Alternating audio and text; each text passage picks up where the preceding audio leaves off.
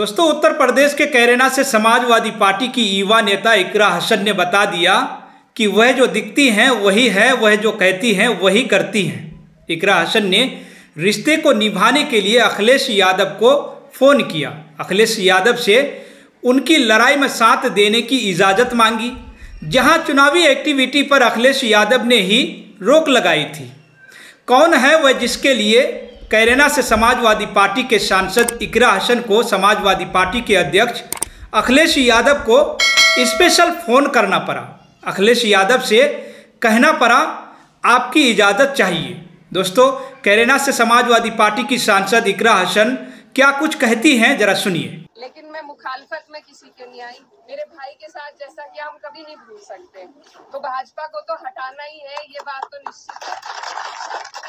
कुछ चीजें पार्टी से भी बढ़कर होती हैं, कुछ रिश्ते पार्टी से बढ़कर होते हैं। दोस्तों, अखिलेश यादव को इकरा हसन ने ऐसी क्या दलील दी जिस वजह से अखिलेश यादव को कांग्रेस से किए अपने वादे को तोड़ना पड़ा। इकरा हसन के लिए लीग से हटकर फैसला लेना पड़ा। इकरा हसन से अखिलेश यादव को कहना पड़ा जाइए मैं आपको इजाज़त देता हूं। कोई तो है जो इकरा हसन के लिए बेहद ही खास है। तभी तो अखिलेश यादव की किए गए ऐलान के बाद भी सब कुछ जानते हुए भी इकरा हसन को समाजवादी पार्टी के अध्यक्ष अखिलेश यादव के सामने अपने दिल की बात रखनी पड़ी। अखिलेश यादव को भी इकरा हसन की बात को सुनकर हाँ करनी पड़ी। ऐसे सवाल आपके जहन में इस वक्त होंगे, आखिर इकरा हसन ने फ़ोन पर समाजवादी पार्टी के अध्यक्ष अखिलेश यादव से क्या बात की। दोस्तों, दरअसल कैराना से समाजवादी पार्टी के सांसद इकरा हसन ने अचानक हरियाणा में चल रहे विधानसभा चुनाव के बीच प्रचार करने पहुंच गई।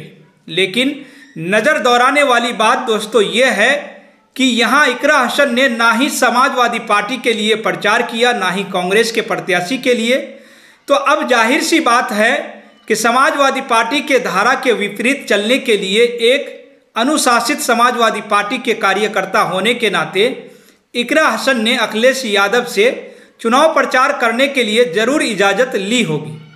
अब सवाल ये भी है दोस्तों कि आखिर इकरा हसन के बीच चुनाव में पार्टी के लिए नहीं तो किसके लिए प्रचार कर रही हैं। दरअसल इकरा हसन हरियाणा के समालखा विधानसभा सीट से प्रचार के लिए पहुंची थी, जहां उन्होंने निर्दलीय प्रत्याशी रविंदर मछरोली के लिए प्रचार किया। रविंदर मछरोली वो हैं जो 2019 में 19 के विधानसभा चुनाव में कांग्रेस प्रत्याशी से हार गए थे। हालांकि 2014 के विधानसभा चुनाव में मोदी लहर के बीच रविंदर मछरोली समालखा सीट को जीतने में कामयाब हुए। लेकिन अब बड़ा सवाल ये भी है दोस्तों कि रविंदर मछरोली से इकरा हसन का ऐसा क्या रिश्ता है।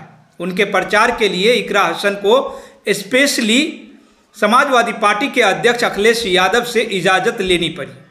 सुनिए इकरा हसन समालखा के लोगों के बीच क्या कहती हैं। दोस्तों, इकरा हसन क्या कुछ कहती हैं, जरा सुनिए। दोस्तों, रविंदर मछरोली और इकरा हसन के पिता चौधरी मुनव्वर हसन के बहुत ही करीबी बताए जाते हैं। पारिवारिक रिश्तों के कारण इकरा हसन रविंदर मछरोली का प्रचार करने के लिए पहुंची, लोगों से उनकी जीत की अपील की। इस दौरान इकरा हसन ने यह भी कहा कि वह किसी भी पार्टी के चुनाव प्रचार करने के लिए नहीं आई। उन्होंने मेरा मुश्किल समय में साथ दिया था, इसलिए मैं उनका साथ देने आई हूं।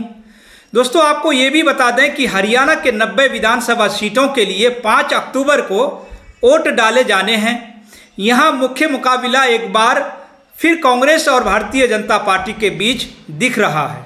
वहीं समालखा विधानसभा सीट से कांग्रेस ने धर्मवीर सिंह को मैदान में उतारा है, जो यहां से विधायक रह चुके हैं, जबकि भारतीय जनता पार्टी ने इस सीट से मनमोहन भराना को मैदान में उतारा है। और इन दोनों से आगे जीत के रास्ते पर रविंदर मछरोली को ले जाने के लिए अब इकरा हसन ने मोर्चा संभाल लिया है, जिनका ट्रैक रिकॉर्ड सियासत